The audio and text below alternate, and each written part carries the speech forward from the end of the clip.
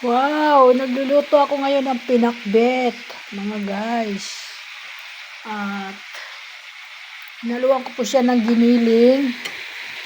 Yan, mga guys. Ito ang tanghalian namin ngayon. Yan, mga guys. At di na ako lumabas ng bahay. May dumaan uli yung suki ko at bumili ako. Ayan, masarap to, ma-healthy. Yung mga may karamdaman ay para madagdagan yung kanilang lusog ng kanilang katawan. Vitamina, maganda sa mata, pampalinaw ng mata, maganda sa kalusugan, kung ano man mga karamdaman. Yan, ito po ang pinili kong ulam ngayong tanghalian. Kasi po wala akong maisip. Kung bibili naman ako ng luto, hindi natin sigurado yung binibili natin luto kung may marami bang mga bitsin yun o kung ano man mga nilalagay doon. Kaya minsan nagkakasakit tayo. Kaya nagluto na lang ako. Buti dumaan yung suki ko. At 35 ang isang balot. Dalawa ito. De 60, 70 lang nagastos ko. Plus may giniling naman ako sa freezer. Yan po yung hinalo ko. Hindi ko na po hinaluan ng ibang bagay kasi ayaw ng anak ko ng lasa ng tinapa. May tinapa ako dyan. Pero ang gagawin ko sa tinapa, bibili ako ng laing. Yung gabi. Yan po yung aking lulutuin dyan. Bibili muna ako ng laing yan para amin ay makain yung tinapa. Medyo matagal-tagal na yun pero nasarip naman yun. Hindi naman masisira yan. At yan mga guys, kumain pala ako ng ng suman. Patigas ang pagkakagawa. Ayan o. Medyo bumili ako 3.25. Kasi pag ako'y nakakaramdam na ng gutom, kumakain na po ako. Yan mga guys, nakain ko na po yung isa. Tayo ko na kasi parang masakit yung gilagid ko. Kasi siya, maligat. Yan po mga guys. At lulutuin ko na lang po ito.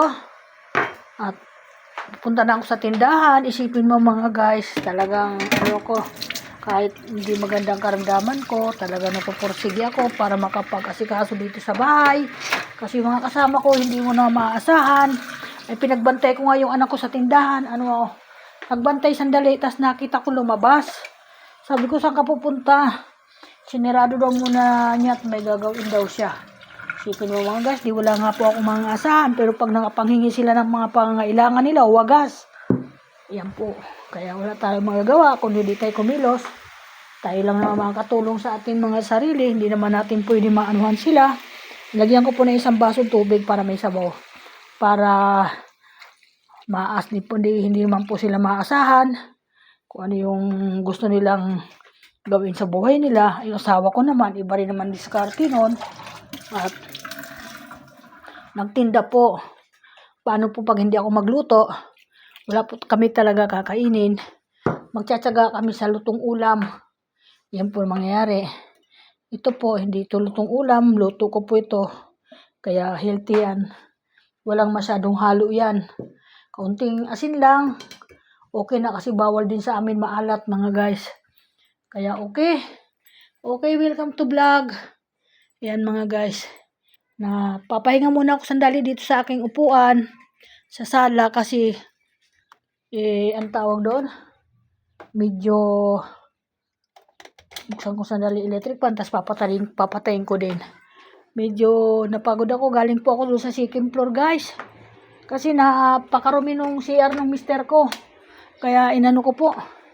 Nilinis ko po. Sabi ko, linisin ko muna sandali. Madali lang naman linisin. Saglit-saglit lang ako. Basta marunong ka magkuting-ting.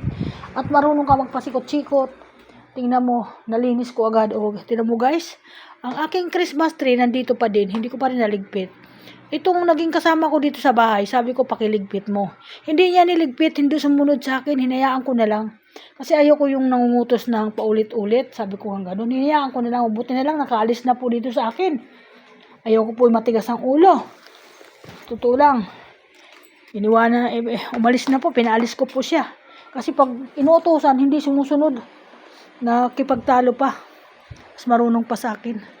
Siyempre ako pang may-ari ng bahay, ako po nakakaalam kung anong gusto kong gawin. Siya po hindi. Binarahan pa ang tubo. O di pinadukot ko sa kanya sa loob. Sabi ko, dukutin mo dahil tinuro ko na sa'yo, hindi mo naman ako sinunod. Sabi ko hanggang sa kanya. Kaya, dinukot nga niya. O, di ba? Ganun ang gagawin sa matigas ang ulo. Ipagawa mo sa kanya kasi siya naman nagbara. Yan mga guys, kay. Nung ako na ngayon na nag-asikaso, kadali-dali lang kasi lang masama nga lang ang pakiramdam ko. Hindi ko maano yung aking sarili. Yan, tinitiis ko lang yung aking ginagawa dito. Tinitiis ko lang kasi wala naman ibang gagawa sa akin kundi ako lang. Ganun po talaga. Kaya ako, welcome to vlog. Maraming salamat. O, kahit pa paano may nai-update ako sa araw-araw kahit masama pakiramdam ko. May nai-update ako. Kailangan po talaga tayo mag-update din. Kasi siyempre, magagalit din sa atin boss diyan sa ating social media. Kaya ayan guys, kailangan natin yan. Pumasok tayo dito sa larangan ng Facebook. Sa ano ni Boss Meta, kailangan panindigan na rin natin na nandito na rin tayo. Ayusin natin. Kahit hindi tayo makagawa na ibang content, ang importante sa lahat, yung may nagagawa tayo kahit paano update natin kasi mahina pa po ang katawan ko. Hindi pa po masyado malakas. Pinipilit ko lang kumilos dahil walang kikilos po sa akin dito. Kagaya ngayon, ako lang po mag-isa dito. Kaya ayan ang naisip kong ulam, yung pakbit na lang para ma-healthy sa aming katawan. Thank you so much. Bye-bye. Ingat sa lahat. Ingat po mga follower. Ingat po kayo sa lahat po ng mga bossing dyan sa social media. Ingat po kayo. Thank you so much. Bye-bye. Bye-bye po.